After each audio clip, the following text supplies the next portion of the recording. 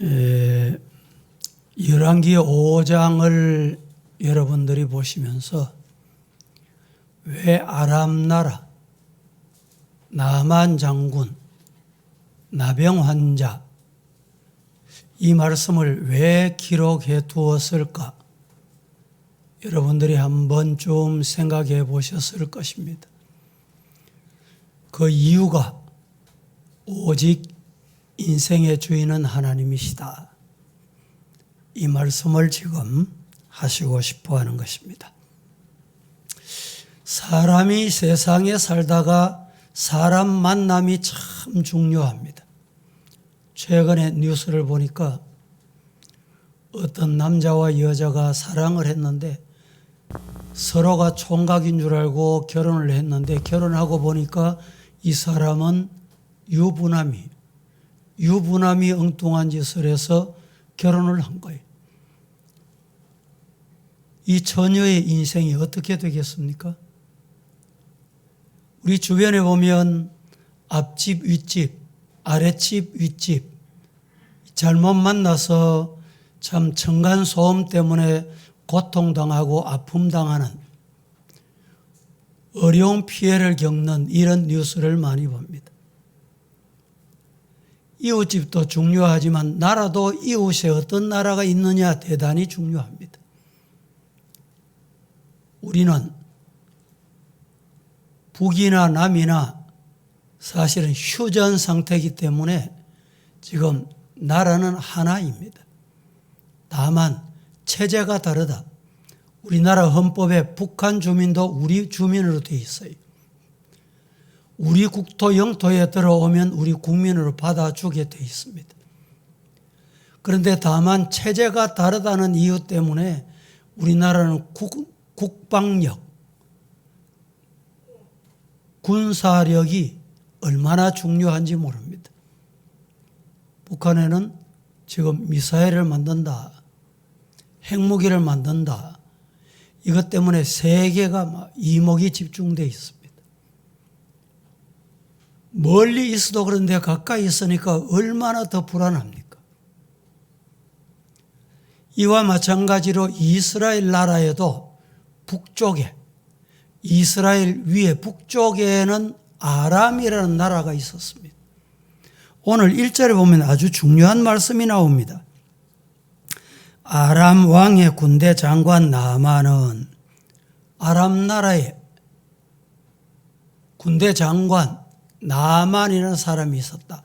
아마 이 군대 장관 이러면 우리나라 체제로 말하면 아마 국방부 장관쯤 되는 이런 위치에 있는 사람. 얼마나 존귀한 자다. 이 국방의 전문가다. 이 말입니다. 근데 중요한 것은 이 사람이 어떻게 그렇게 됐느냐? 그 다음 말합니다. 이는 여호와께서 전에 그에게 아람을 구원하게 하셨습니다. 하나님이 나아만을 사용하신 거예요. 하나님이 아람 나라를 나아만을 통해서 구하게 하셨다. 이 말씀입니다.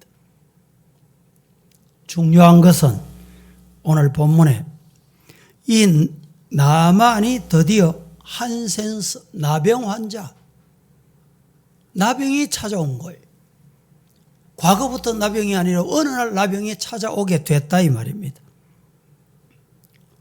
여러분, 하나님은 인간의 생사화복, 나라의 흥망성쇠, 모든 섭리를 오직 그분이 손에 잡고 계신다.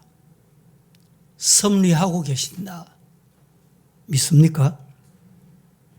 나아만은 큰 용사로서 힘과 용명을 떨치고 있었으며 자신의 의도대로 나라가 움직여지고 있었고 마치 왕 이외에 모든 권세는 그에게 있었다.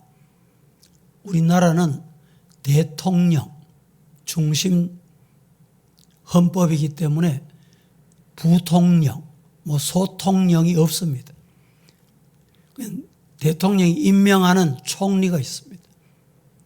미국에는 대통령이 있고 또 부통령이 있습니다. 그런데 요사이 최근에 대통령, 대통령 말고 저 사람이 소통령이다. 뭐 이런 얘기를 혹 듣지요.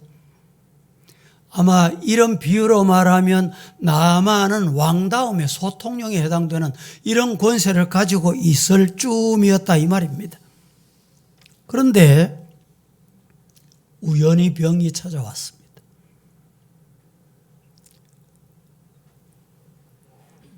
우연히 병이 찾아왔다. 대부분 사람들은 이렇게 생각합니다. 우리가 사는 이 땅에는 우리에게 우연이 없습니다. 하나님께서 질병을 허락하신 거예요. 건강하며 용명스러운 나아만에게 하나님이 질병을 주신 겁니다. 왜 그랬을까요? 왜 주셨을까요? 하나님께서 이방 나라에게도 복음을 전할 수 있는 기회를 만들어야 되겠다. 이 중요한 하나님의 섭리, 하나님의 경륜, 하나님의 계획이 있었던 거예요. 이방 나라에 복음이 들어갈 수 있는 길이 그 당시에는 없었습니다. 방법이 없어요. 하나님이 나만을 통해서 이방 나라에 복음을 전하고 싶었던 거예요. 단순하게 이스라엘 나라의 북쪽에 아람이 있었다 이게 아닙니다. 아람 나라가 있었다 이 말은 바로 이웃 나라에 누가 있느냐, 어떤 사람이 있느냐, 어떤 신을 섬기느냐 대단히 중요해요.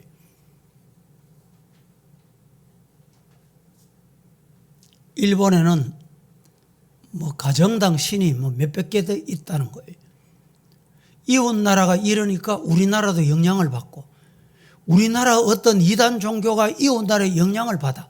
그래서 결국에는 전 총리가 살해당하는 이런 사건이 생기는 거예요.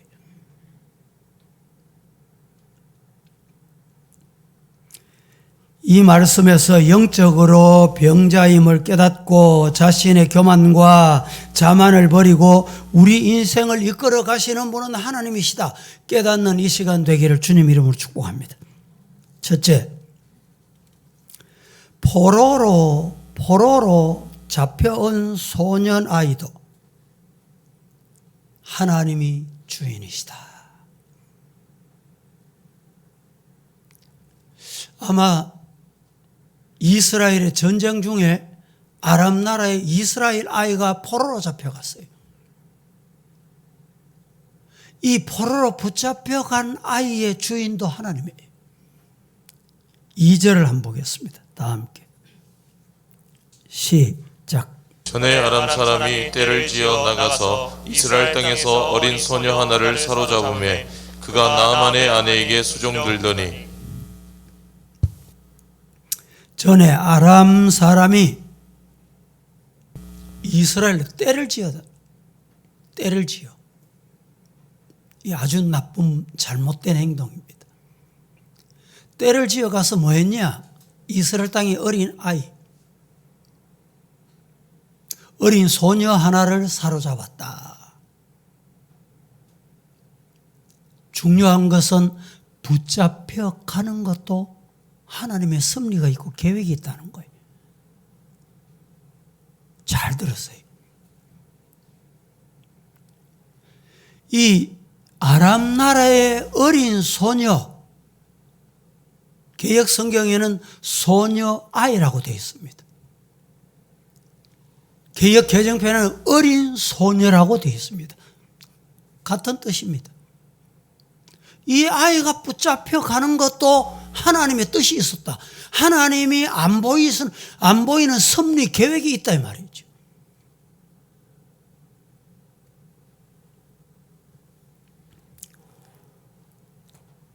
생각해 보세요. 붙잡혀 갔습니다. 떼를 지어 다니다가 아람 나라 사람이 떼를 지어서 누구 잡아갈고 어떤 사람 붙잡아갈고 그러다가 어린 소녀 아이 붙잡아간 거예요. 붙잡아가서 어디 갔습니까? 어떻게 됐습니까? 하나님의 섭리가 있다는 것을 어떻게 알 수 있어요? 붙잡혀간 이 아이가 누구 집으로 갔습니까? 나만 집에 갔어요. 나만 집에 가서 나만의 부인을 수종드는 여종으로 그저 밥 해주고 빨래하고 집 청소하고 과거로 말하면 식모, 요사이 좋은 말로 하면 가정 도우미. 옛날에는 이렇게 식모를 해도 월급이 옳게 있습니까? 대우를 옳게 받았습니까? 그러니까 이때는 더 했을 것 아닙니까? 그런데 하나님은 풍부한 지식과 구변과 남에게 인정받는 사람을 택하셔서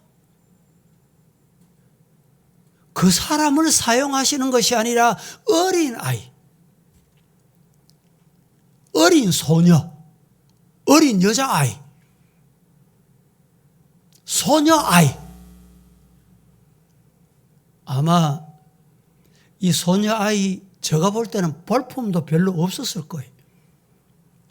말을 잘 해본들 얼마나 잘하겠습니까? 아마 부유한 집안 같았으면 붙잡혀 가지도 않았을 거예요.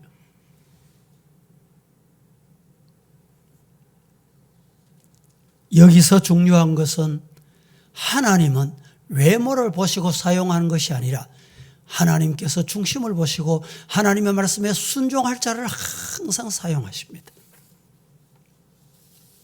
그런데 이 소녀 아이, 어린 소녀, 이름이 뭔지 아세요, 여러분? 혹시 여러분 이름 뭔지 아세요? 이름 아는 분 있습니까? 성경에는 이 어린 아이 이름도 소개하지 않습니다. 이름도 나타나지 않아요. 그런데 이 아이가 나만 집에서 나만의 부인을 수종드는 종이었는데 이것도 하나님이 하셨다. 하나님이 나를 이 가정에 보내셨다.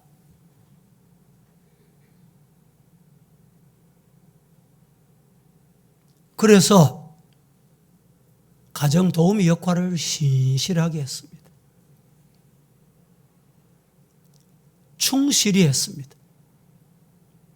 최선을 다했습니다. 누가 보든 안 보든, 누가 있든 없든.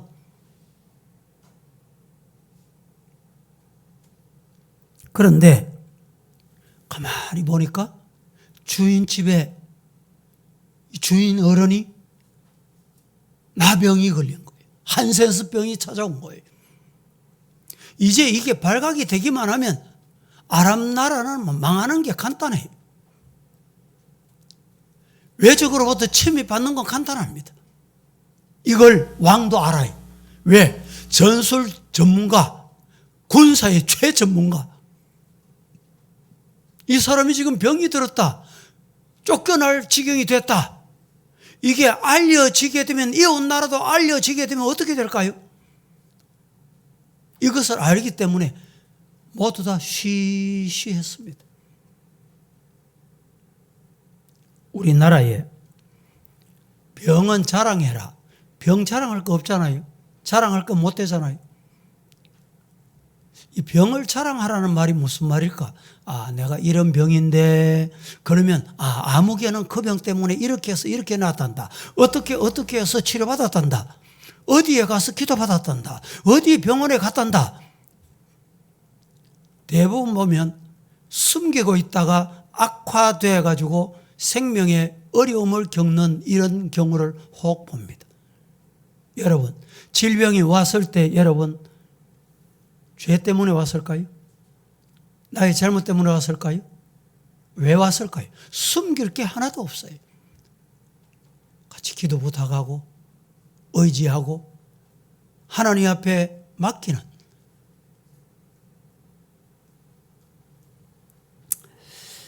그런데 하나님은 그를 부르시면서 전혀 가능성도 없을 것 같은 미천하고도 보잘것없는 아이를 통해서 역사하십니다.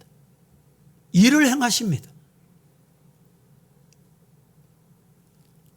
아람의 용장이요, 군대 장관인 나아만 앞에 인정받기까지 여러분 한번 생각해 보세요. 이 소녀 아이가 얼마나 진실했겠어요? 얼마나 충성했겠습니까? 마치 형들에 의해서 애굽에 팔려간 요셉이 보디발의 가정에서 가정 총무가 되기까지 얼마나 신실했겠습니까? 얼마나 충성했겠습니까?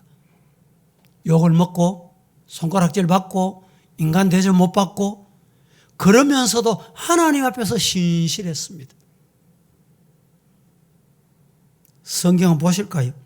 창세기 39장 1절부터 6절까지 한번 합독해 보겠습니다. 큰 소리로 시작. 요셉이 이끌려 애굽에 내려가매 바로의 신하 친위 대장 애굽 사람 보디발이 그를 그리로 데려간 이스마엘 사람의 손에서 요셉을 사니라. 여호와께서 요셉과 함께 하심으로 그가 형통한 자가 되어 그의 주인 애굽 사람의 집에 있으니 그의 주인이 여호와께서 그와 함께 하심을 보며 또 여호와께서 그의 범사에 형통하게 하심을 보았더라. 요셉이 그의 주인에게 은혜를 입어 섬김에 그가 요셉을 가정 총무로 삼고 자기의 소유를 다 그의 손에 위탁하니 그가 요셉에게 자기의 집과 그의 모든 소유물을 주관하게 한 때부터 여호와께서 요셉을 위하여 그 애굽 사람의 집에 복을 내리심으로 여호와의 복이 그의 집과 밭에 있는 모든 소유에 미친지라. 주인이 그의 소유를 다 요셉의 손에 위탁하고 자기가 먹는 음식 외에는 간섭하지 아니하였더라. 요셉은 용모가 빼어나고 아름다웠더라. 이 말씀에 요셉은 용모가 빼어나고 아름다웠다는 말 한마디로 요셉이 어떻게 살았다는 것을 말해줍니다. 오늘 본문의 아이 소년도 마찬가지. 아이 소녀도 똑같이 하나님, 내가 왜 이 아람 나라의 종으로 붙잡혀 오게 했습니까? 왜 이렇게 종살이 해야 됩니까? 그에게는 원망이라고는 어디에도 찾아볼 수 없어요. 뭘 했을까요? 소녀 아이 붙잡혀 온 후 원망이나 후회하지 아니하고 뭘 했을까? 그는 기도했다. 하나님이 나를 여기 보내신 이유가 있다. 내가 왜 붙잡혀 오게 되었을까? 두 번째, 왜 이 집에 살아야 했을까? 셋째, 주인에게 복음을 전하기 위해서 내가 뭘 해야 될까? 넷째, 주인의 병을 고치기 위해 주인이 한센스 병이 걸렸다는 걸 알았어요. 주인의 병을 고치기 위해서 어떻게 내가 해야 될까? 다섯째, 주인의 영혼을 위해서 불타는 사명감으로 하나님의 섭리와 인도를 위해서 그가 한 일이 있어요. 그게 뭐냐? 기도다. 여러분, 오늘 이 말씀을 왜 기록했다고 생각이 되십니까? 하나님이 보잘것없는 어린 아이 하나도, 어린 소녀 하나도 붙잡혀가는 거 우연히 붙잡혀가게 하신 게 아닙니다. 아람 나라에 복음을 전하도록 하시기 위해서.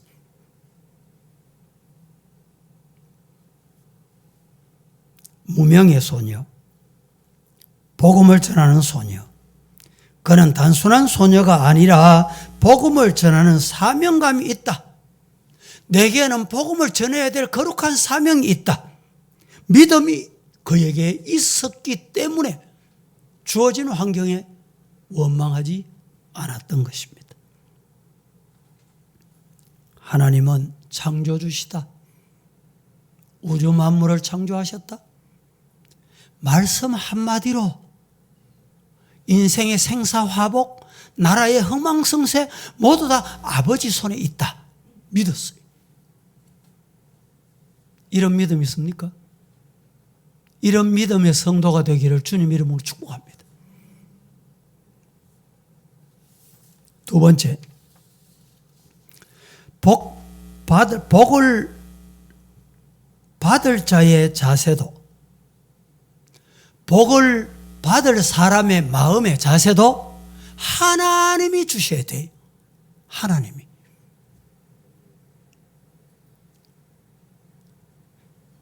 마음이 왜 완악합니까? 왜 막 더러운 짓을 하고 험악한 행동을 하고 불신앙의 행동을 하고 사탄 앞잡이 같이 하고 왜 이럽니까?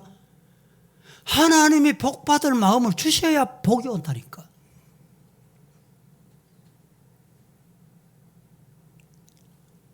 하나님께서 이스라엘 백성들 종살이 하는 것 430년 동안 참고 견디시고 드디어 그들을 해방시켜야 되겠다.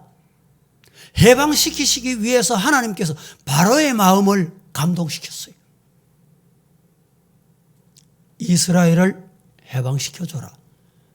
모세가 가서 출애굽하게 해주시오. 예, 데리고 가시오.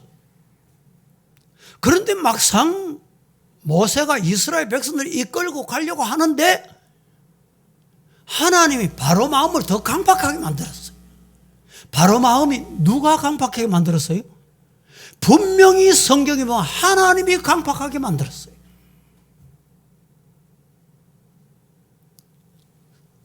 바로의 마음이 강팍하게 되니까 어떤 일이 찾아옵니까? 파리떼가 생기고 이가 생기고 바닷물이 피가 되고 마지막 10번째 재앙은 먼저 태어난 짐승들이 다 죽고 장자가 다 죽고 말이죠. 하나님의 살아계심을 보여주는 거예요. 마음이 강팍한 것도 하나님이 하시는 거예요.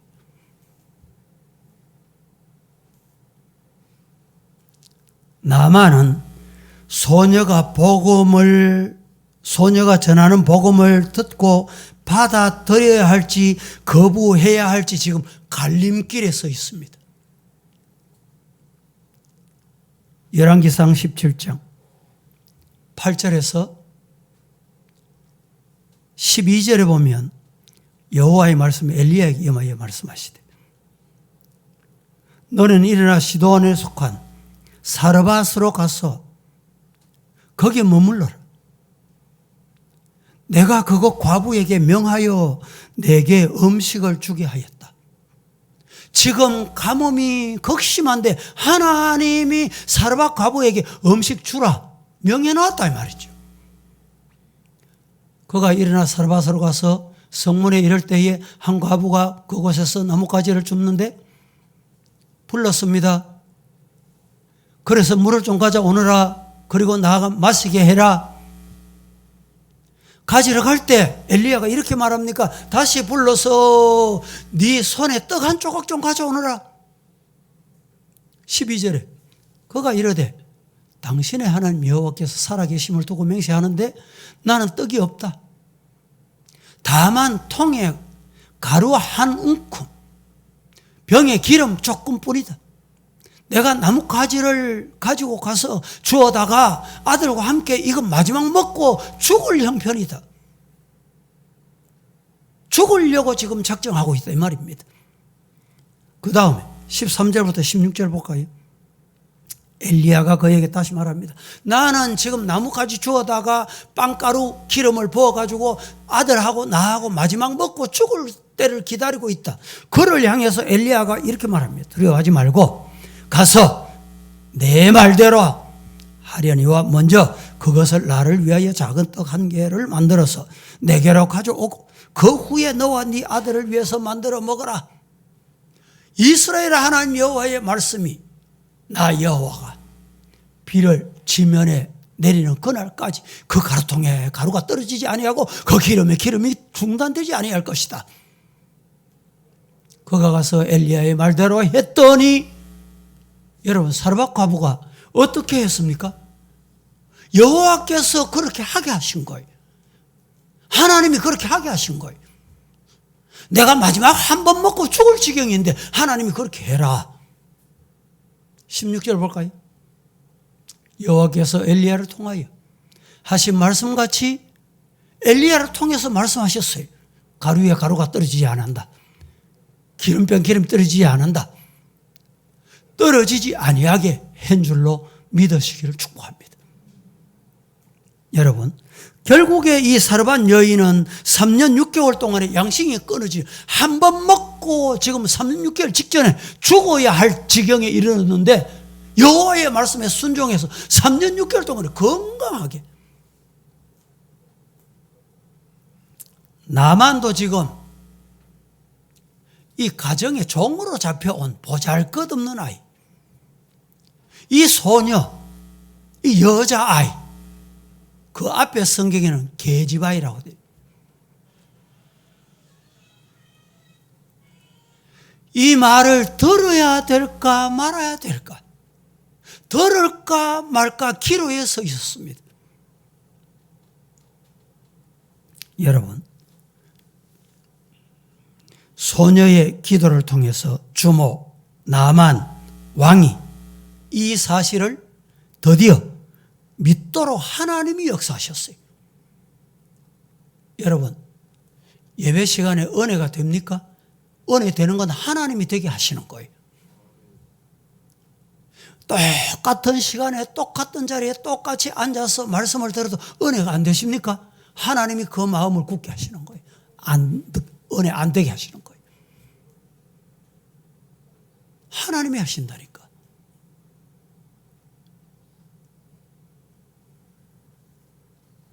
세 번째, 사탄은 문제 해결 앞에서 항상 시험을 합니다. 이게 사탄의 특징이에요. 세상을 살면서 문제 없을 수는 없습니다. 유치원에 가도 문제가 있어요. 초등학교도 문제가 있어요. 중고등학교, 대학교도 문제가 다 출제가 됩니다. 박사 과정을 하려고 보세요. 논하라. 논술해라. 논문을 제출해라. 이 시험이 가면 갈수록 어렵습니다. 여러분, 문제는 뭐냐? 이런 시험 앞에, 이런 문제 앞에 사탄은 시험이 들게 합니다. 시험에 빠지게 합니다. 오늘 말씀을 잘 보세요. 나아만은 아람을 출발해서 이스라엘 왕을 만나기 위해서 나갔습니다. 그리고 아람 왕이 전해주는 친서를 왕에게 전달했습니다. 왕이 이 친서를 받고 깜짝 놀랍니다. 아니, 아람이 도대체 뭐 어떻게 돼가지고 이 친서를 가지고 이 나만을 보냈을까? 여기 무슨 전술 전략이 있을까? 아니, 이것을 이용해서 우리를 침범하려고 하냐? 이것을 미끼로 침략하려는 것 아닌가라고 생각하고 있을 때 엘리사는 나만을 자기에게 보내달라고 통지를 합니다. 생각해 보세요. 사탄은 이때를 이용합니다. 아니, 내가 아람 나라 군대 장관, 최고의 사령관, 아람 나라를 오늘 승리하게 했던 사람인데 저 하나님의 종이라는 엘리사가 뭐 오라니 가라니. 사탄이 나만의 마음에 분노를 솟아나게 했습니다. 집으로 돌아갈까? 집으로 돌아가야지. 왜? 도대체 이 나만의 생각에는 아직까지는 자기가 군대 장관으로만 생각하는 거예요.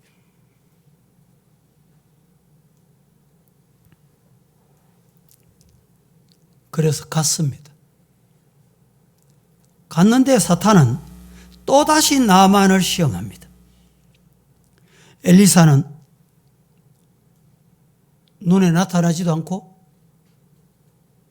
보이지도 않고 게하시를 통해서 요단강에 가서 7번 씻어라. 고작 이 통지로 끝을 냅니다. 나만이 생각하니까 자존심이 상하는 거예요. 자존심이 상해서 견딜 수가 없는 거예요. 이것이 바로 사탄이 나만을 시험한 시험이었습니다. 그래서 나만은 내 생각에는 우리 아람 나라에는 저 요단강보다 더 좋은 물이 없더냐? 저 요단강보다 못하더냐? 그때 여러분 나만의 곁에 찾아온 종이 이렇게 말합니다. 아니 요단강에 가서 7번 씻는 게 무엇이 그렇게 힘드십니까? 아마 저 생각에는 이렇게 말했을 수도 있을 것 같아. 그 자존심 다 내려놓고 당신 병이 낫는다는데 당신이 건강해진다는데 오물통에 꾸정물통에 들어가면 못 들어갈 게 뭐 있냐고. 맞습니까? 틀렸습니까? 예? 사탄은 항상 이렇게 시험에 온다는 것을 우리는 잊으면 안 되겠습니다. 마지막으로 인생의 주인인 하나님의 말씀에 완전히 순종한 나만은 드디어 깨끗하게 치료받았습니다. 인생의 주인은 하나님이십니다. 이 하나님의 말씀에 완전히 순종할 때 영과 육이 치료받습니다. 가정과 물질이 치료받습니다. 자녀가 치료받습니다. 기도하겠습니다. 거룩하신 하나님, 오늘도 인생의 주인인 오직 하나님께 나의 모든 것을 맡기고 아멘 하고 말씀 받고 이 세상을 내려가려고 합니다. 내려가서 세상을 이기고 마귀의 시험을 이겨서 승리하게 하옵소서. 예수님의 이름으로 기도합니다. 아멘.